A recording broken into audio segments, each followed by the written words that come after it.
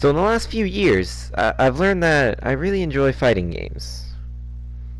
I'm not very good at them, so I don't play them online or competitively, but I do still like to play them offline against AI in modes like arcade and survival and tournaments and what have you. When they announced the Street Fighter V Arcade Edition, I thought I'd jump back into it because I bought the game when it first came out. Which, if you know what kind of state that game was in when it first came out, it was shit. There was nothing in it. It was barren. It had no modes. It had no story. It had a small roster of characters, and basically there was nothing that you could really do. And it took them some time to add all this stuff. And even now, they are just adding an arcade mode, which, in my opinion, is kind of a necessity for any fighting game.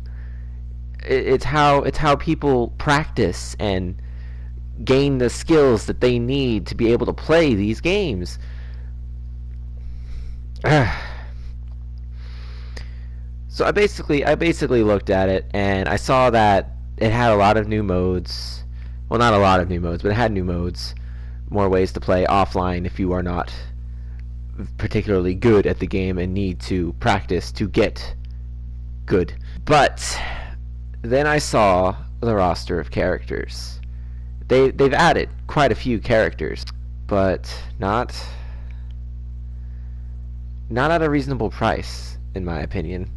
The the arcade edition did have an upgrade for people who already owned the vanilla game.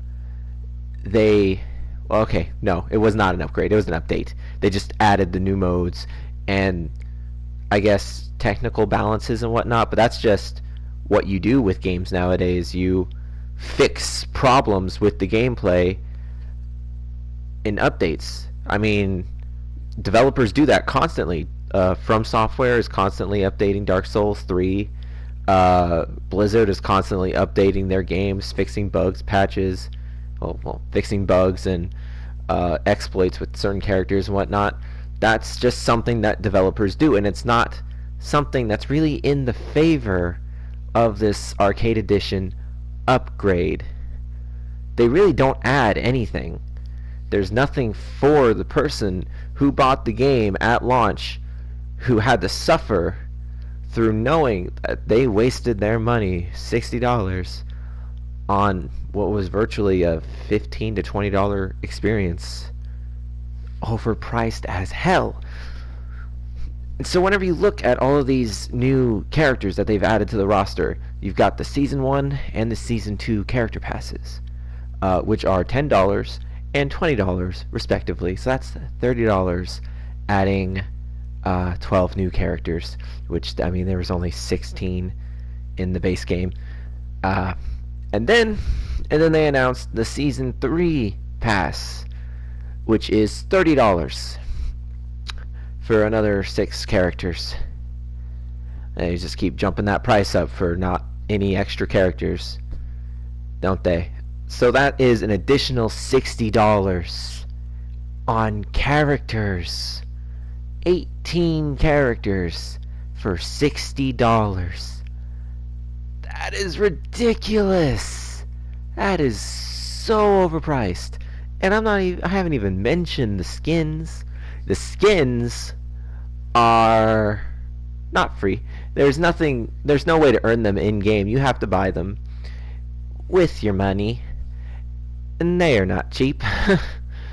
They really aren't. Whatever interest I had renewed with Street Fighter V, because it has just been sitting in my games library for the last 2 years, uninstalled, untouched, no interest in returning, which changed with this arcade edition, but was immediately killed when I saw what they have been doing with their DLC and microtransaction practices.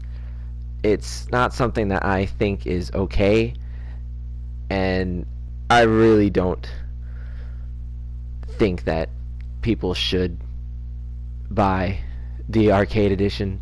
I don't think people should buy any form of Street Fighter V because they really fucked it up.